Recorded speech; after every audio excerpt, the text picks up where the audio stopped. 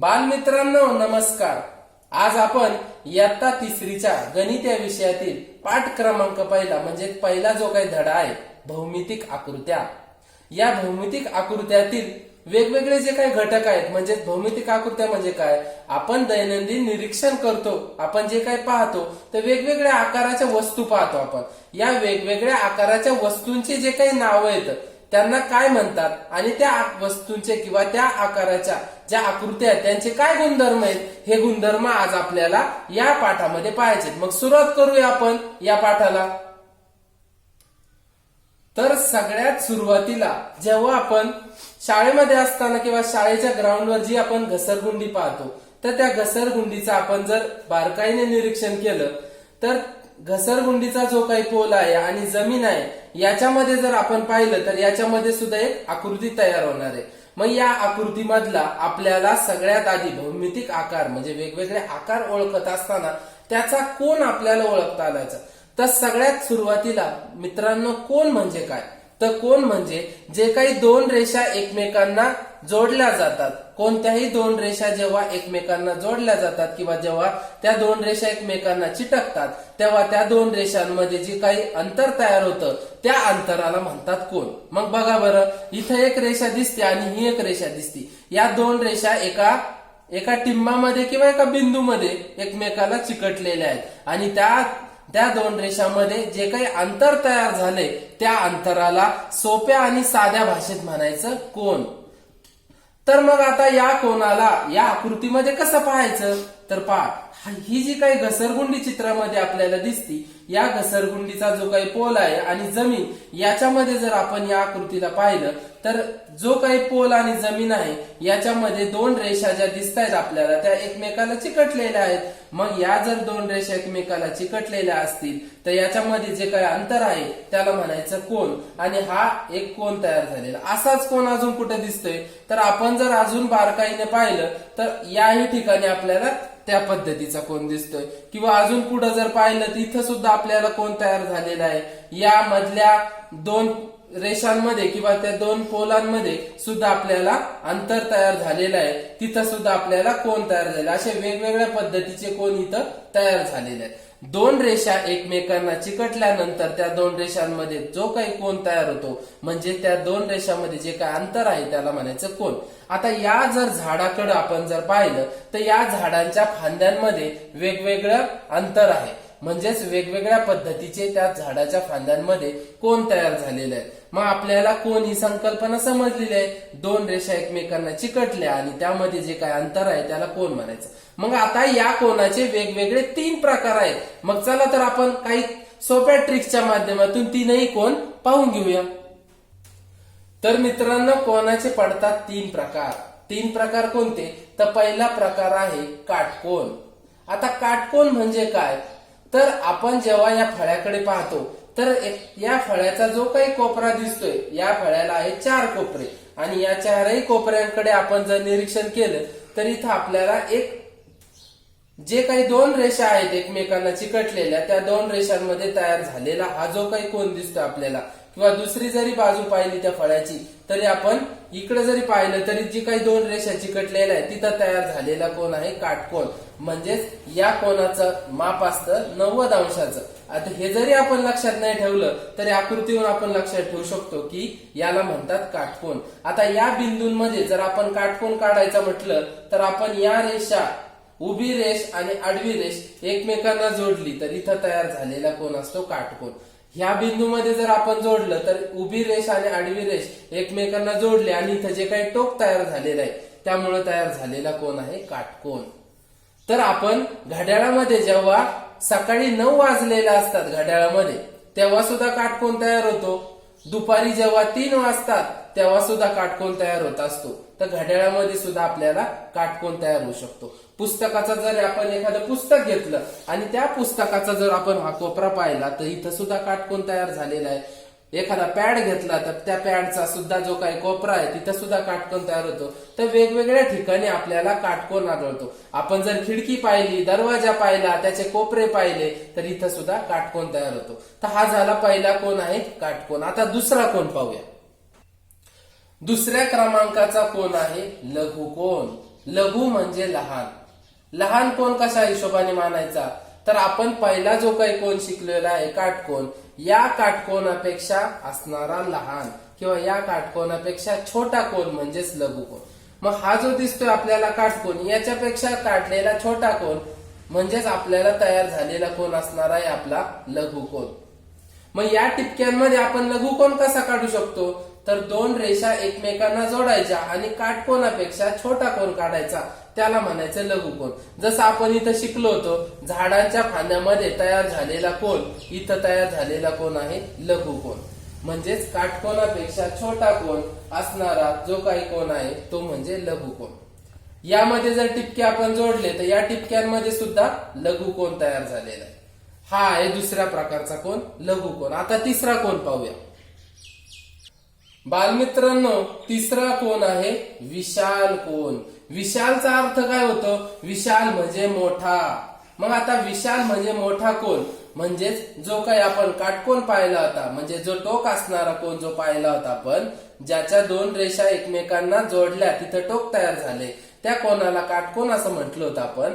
आता या काटकोनापेक्षा मोठा कोन म्हणजेच विशाल. विशाल म्हणजे मोठा. मग या काटकोनापेक्षा मोठा असणारा कोन हा याला विशाल कोन म्हणतात. मग आता इथं जे रांगोळीचे टिपके काढलेले आहेत आपण, त्यामध्ये आपण त्या दोन रेषा जर एकमेकांना जोडल्या तर इथं काटकोन तयार झालेला आहे. या काटकोनापेक्षा जर किंचितही मोठा जर असेल, किंचितही मोठी रेष जर आपण जोडली तर आपला तयार होणारा कोन असतो विशाल कोन, जो की ह्या काटकोनापेक्षा मोठा आहे, म्हणून त्याचं नावच आहे विशाल कोन. आणि या काटकोनापेक्षा जर लहान असेल तर याला म्हणतात लघुकोन, जे की आपण प्रकार दुसरा किंवा दुसऱ्या घटकामध्ये शिकलो होतो लघुकोन. अशा प्रकारे कोनाचे 3 प्रकार झालेले आहेत. पहिला कोन म्हणजे काटकोन, त्या काटकोनापेक्षा छोटा असणारा कोन म्हणजे लघुकोन, आणि याच काटकोनापेक्षा मोठा असणारा कोन म्हणजे विशाल कोन. तर मित्रांनो, तुम्ही एखादी कात्री घेऊन किंवा हाताच्या सहाय्याने किंवा हाताचे जे काय आपले कोपरे आहेत त्या कोपऱ्याच्या मदतीने सुद्धा आपण कोन काढू शकतो. जर आपण हात अशा पद्धतीने ठेवला तर इथं तयार झालेला कोन असणार आहे आपला काटकोन. यापेक्षा जर हात आपण छोटा ठेवला तर तिथं लघुकोन तयार होईल, आणि जर तो हात किंवा ते बोट आपण जर वाढवलं तर तिथं विशाल कोन तयार होईल. या सोप्या पद्धतीने आपण कोन तयार करू शकतो. तर हे झाले कोनाचे प्रकार. आता याच्यावरून आपल्याला आकृत्या कोणत्या कोणत्या तयार होतात त्या शिकायच्या. चला तर मग पाहूया वेगवेगळ्या आकृत्या. मित्रांनो, आकृतीत काय दिसतंय, तर आपल्याला आकृतीत दिसते एक बांगडी.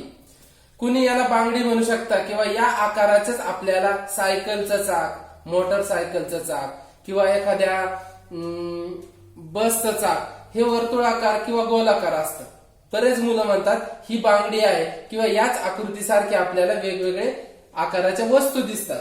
त्यामध्ये बैलगाडीचं चाक सुद्धा आपल्याला आपल्या शाळेसमोरून जाताना दिसत असतात, किंवा आपल्या वर्गातले काही मुलं टायर सुद्धा खेळतात तर ते सुद्धा वर्तुळाकार असतात. मग ही जी आकृती आहे ही आकृती काढायची कशी, तर आपण एक वाटी घेतली किंवा एखादी बांगडी घेतली तर त्या बांगडीच्या सहाय्याने आपण जेव्हा पेन्सिलने रेषा मारू किंवा काढू तेव्हा ही आकृती आपल्याला तयार होणार आहे. मग या आकृतीचं नाव काय आहे, तर बालमित्रांनो या आकृतीला म्हणतात वर्तुळ. काय म्हणतात, तर या आकृतीला म्हणतात वर्तुळ. मग हे वर्तुळ काढल्यानंतर या वर्तुळाचा जो काही मधला भाग असतो त्या मधल्या भागाला म्हणतात केंद्रबिंदू, की ज्या केंद्रबिंदूवर आपण पेन्सिल ठेवली आणि बोटाच्या सहाय्याने किंवा कर्कटक ठेवलं, जे लोखंडी टोकाचं असतं ना ते कर्कटक ठेवलं, त्याच्या एका बाजूला जर पेन्सिल लावली तर जो लोखंडी बाजू आपण ठेवणार आहोत तर तो असतो केंद्रबिंदू. म्हणजे त्याला म्हणायचं केंद्रबिंदू, त्याला मध्य सुद्धा म्हणतात. त्या केंद्रबिंदू पासून जेव्हा आपण पेन्सिल गोल फिरवतो तर जी काही तयार होणार आहे आकृती ती असणार आहे वर्तुळ. मग या वर्तुळामध्ये आपल्याला काय काय दिसतंय, तर तुम्ही एक प्रयोग करू शकता. या वर्तुळाकृती आकाराची एखादी वाटी घेतल्यानंतर जे एखाद्या कागदावर जर आपण ही आकृती काढली आणि ती कात्रीच्या सहाय्याने आपण जर कापली तर जो काही वर्तुळाकृती आपल्याला दिसणार आहे कागद, त्या कागदाला आपण जर मधून घडी घातली तर किती भाग होते, त्या कागदाचे 2 भाग होते. कसे, तर पहा, जर आपण या कागदाला मधून घडी घातली तर आपल्याला या मधल्या केंद्रबिंदू पासून हा कागद वरती दुमडला जाईल आणि पुन्हा जर उघडला तर काय दिसल बरं, तर मध्यभागी आपल्याला एक रेष दिसल, जी की मधली रेष आहे त्या रेषेलाच नाव आहे. काय म्हणतात त्याला, तर त्याला म्हणतात व्यास. जी काही केंद्रबिंदूतून किंवा ज्या मधल्या बिंदूतून आपण जेव्हा घडी घालतो तर ती जी घडी घातल्यानंतर मध्ये जी काही रेष तयार होती त्याला म्हणतात व्यास. आता तिसरा घटक असा आहे, त्या कागदाची घडी आपल्याला मधोमध घालायची नाही. तर त्या कागदाची घडी आपल्याला कुठेही छोटी घडी जर घातली, म्हणजे हा कागद जर आपण असा थोडासा दुमडला तर इथं सुद्धा घडी घालता येऊ शकते, असा उभा जरी दुमडला तर इथं सुद्धा घडी घालता येऊ शकते आणि उघडल्यानंतर आपल्याला रेष दिसेल. मग ह्या ज्या तयार झालेल्या रेषा आहेत कोणत्याही कागदाच्या घड्या घातल्यानंतर त्या घड्या उघडल्यानंतर जी काही रेषा तयार झालेल्या आहेत त्या रेषेला म्हणतात जीवा. काय म्हणतात मित्रांनो, तर याला म्हणतात जीवा. मग आता या 3 गोष्टींचा आपल्याला अभ्यास करायचा आहे. पहिलं म्हणजे केंद्रबिंदू. कोणताही वर्तुळ काढल्यानंतर जो काही मध्य आहे त्याला म्हणायचं केंद्रबिंदू. जर तो कागद आपण कापून घेतला कात्रीच्या साहाय्याने आणि ती जर घडी मधोमध घातली या मधल्या बिंदूतून कशाही पद्धतीने घातली तर त्याला म्हणायचं, जी मधली रेषा आहे त्याला म्हणायचं व्यास. आणि जर कोपऱ्याने किंवा कडेने आपण ती घडी घातली तर त्याला म्हणायचं जीवा. अशा पद्धतीने वर्तुळाचे एकूण 3 घटक असतात. पहिला म्हणजे केंद्रबिंदू, दुसरा म्हणजे व्यास आणि तिसरा म्हणजे जीवा. तर मित्रांनो, तुम्ही सुद्धा एक प्रयोग करू शकता. आपण वाटी घ्यावी किंवा एखादी ताटली जरी घेतली आणि त्या पद्धतीने आपण जर कागद कापून घेतला आणि त्या कागदाच्या आपण जर घड्या घातल्या तर तुम्ही त्यामध्ये केंद्रबिंदू शोधू शकता, व्यासही शोधू शकता आणि जीवाही शोधू शकता. मग माझा प्रश्न असा आहे, तुम्ही प्रयोग करून पहा, वर्तुळाला केंद्रबिंदू किती, वर्तुळाला व्यास किती आणि वर्तुळाला जीवा किती, हे आपण प्रयोग करून शोधायचं. आता मित्रांनो, आपण पाहत आहोत वेगवेगळ्या आकृत्या. आता पहिली आकृती पहा. पहिल्या आकृतीमध्ये 3 रेषा एकमेकांना जोडलेल्या आहेत. कोणत्याही 3 रेषा ज्या आपण काढल्या त्या एकमेकांना जोडल्या आणि या 3 रेषा एकमेकांना जोडल्यामुळं त्या 3 रेषांमुळं याच्यामध्ये 3 कोन तयार झालेले आहेत की जे आपण कोन पाहिलेले आहेत. इथं एक कोन तयार झाला, पहिली आणि दुसरी रेषा इथं जोडल्यामुळं. पुन्हा इथे एक कोन तयार झाला या 2 रेषामुळे आणि पुन्हा इथे एक कोन तयार झालाय, म्हणजे एकूण तो कोन झालेला आहे 3. मग या 3 कोन तयार झाले 3 रेषामुळे, म्हणून याचं नाव आहे त्रिकोण. त्रिकोण म्हणजे काय, त्रि म्हणजे 3 आणि 3 कोन या आकृतीमध्ये तयार झालेले आहेत 3 कोन, म्हणून त्या आकृतीला म्हणायचं त्रिकोण. आता या आकृतीमधले वेगवेगळे भाग कोणते, तर याच्या ज्या काही या ज्या रेषा दिसतात ह्या किती आहेत, 3. या रेषा म्हणजेच त्या आकृतीच्या बाजू आहे. मग या आकृतीला बाजू किती आहेत मित्रांनो, तर बाजू आहेत 3. या ज्या 3 बाजू दिसतात तर 3 बाजू आहेत. या आकृतीला कोन किती आहेत, तर कोन सुद्धा आहेत 3. कोन सुद्धा आकृतीला आहेत 3. आणि आता तिसरा घटक म्हणजे या आकृतीचे टोक किती आहेत. जे कडेचे जे कोपऱ्याचे जे टोक आहे त्याला शिरोबिंदू असं म्हणतात. तुम्ही लक्षात ठेवताना या आकृतीचे 3 टोक जे आहेत ते जर लक्षात ठेवले तर त्याचं नाव आहे शिरोबिंदू. म्हणजेच आकृतीचे 3 कोपऱ्याचे जे 3 टोक आहेत त्याला म्हणायचं शिरोबिंदू. मग हे किती आहेत, 1, 2 आणि 3. शिरोबिंदू सुद्धा 3 आहेत, म्हणून या आकृतीला म्हणायचं त्रिकोण. ही आहे पहिली आकृती. आता पाहूया दुसरी आकृती. तर मित्रांनो, दुसरी आकृती पाहण्यापूर्वी मी तुमच्या समोर एक प्रयोग सादर करतो.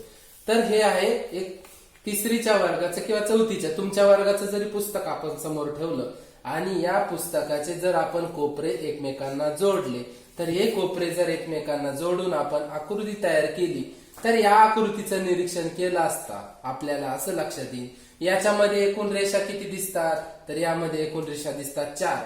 ही पहिली रेष, ही दुसरी, ही तिसरी आणि ही 4थी. अशा 4ही रेषा एकमेकांना जोडल्यात आणि त्यापासून एक आकृती तयार केलेली आहे. मग याच्यामध्ये कोन किती तयार झाले मित्रांनो, तर तुम्ही म्हणता यामध्ये कोन झालेला हा पहिला कोन, हा एक दुसरा कोन, हा तिसरा कोन आणि हा 4था कोन. कोनही तयार झालेले 4.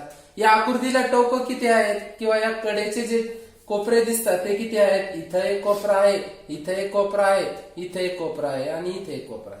या आकृतीला आहेत 4 रेषा म्हणजे 4 बाजू आहेत या आकृतीला आहेत 4 कोन म्हणजे 4 काटकोन तयार झालेले आहेत आणि या आकृतीला आहे 4 शिरोबिंदू म्हणजेच 4 बाजू 4 कोन आणि 4 शिरोबिंदू तयार झालेले आहेत। मग ही आकृती आहे तर आकृतीचं नाव आहे आयत।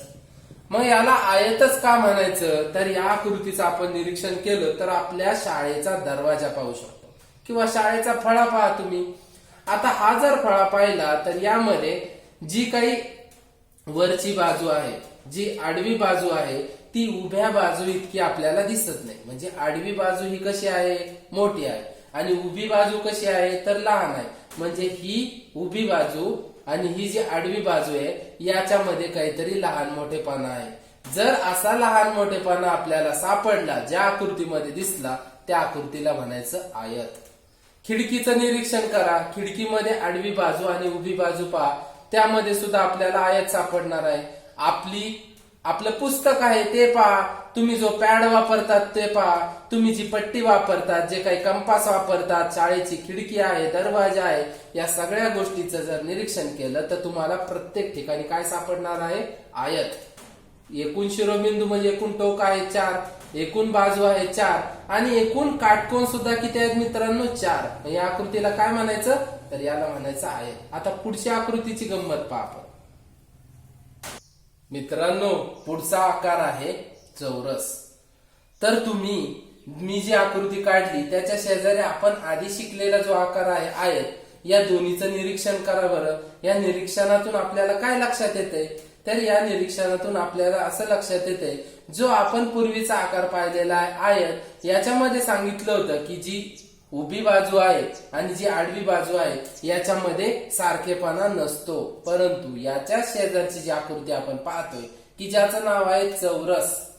चौरस म्हणजे चारही बाजू सारख्या, चौरस म्हणजे चारही बाजू सारख्या कशा पहा, उभी बाजू आडवी बाजू आणि दिसणाऱ्या चारही बाजू या कशा आहेत त्याच्या सारख्याच आहेत, म्हणून त्याला म्हणायचं चौरस। मग या चौरसामध्ये आणि आयतामध्ये एक फरक आहे बरं मित्रांनो, याला चारही कोन आहेत, यालाही चारही कोन आहेत, याला चारही बाजू आहेत, याला सुद्धा 4 बाजू आहेत, याला 4 टोक आहेत किंवा 4 कोपरे आहेत किंवा 4 शिरोबिंदू आहेत, याला सुद्धा 4 शिरोबिंदू आहेत। पण फरक एवढा आहे याची जी उभी बाजू आहे जी आडवी बाजू आहे म्हणजे लांबी आणि रुंदी याची वेगवेगळी असती, दरवाजाचं उदाहरण आहे, आणि याची सारखी असते। तर वेगवेगळे चौरस आकृती कागद असतात किंवा वेगवेगळे फोटोच्या फ्रेम असतात चौरस आकृती सुद्धा, त्या जर आपण पाहिल्या तर त्यामध्ये आपल्याला लक्षात येईल की तो आकार असतो चौरस आकृती। मग चौरस आणि आयतामधला थोडासा फरक लक्षात घ्या, सगळ्या बाजू सारख्या सापडल्या, चारही बाजू सारख्या सापडल्या तर चौरस, आणि त्या बाजू जर सारख्या नसतील तर तो असणार आहे आयत। ह्या गोष्टी आपण लक्षात घेऊ शकतो। तर मित्रांनो, तुम्हाला आता एक अभ्यास आहे, तो अभ्यास असा की आपण 3ही आकृत्या काढायच्या, या 3ही आकृत्यांचे कोन किती आहेत, त्यानंतर या 3 आकृत्यांच्या बाजू किती आहेत आणि या 3ही आकृत्यांचे शिरोबिंदू म्हणजेच जे काही कोपरे आहेत ते किती आहेत हे आपल्याला मोजायचे आहेत। आणि त्यापुढे जाऊन तुम्ही या आकृत्या आपल्या आजूबाजूला, आपल्या शाळेमध्ये, आपल्या घरी किंवा आजूबाजूला परिसरात कुठं कुठं पाहिल्यात त्या सगळ्या वस्तूंचे नाव लिहायचे। धन्यवाद मित्रांनो।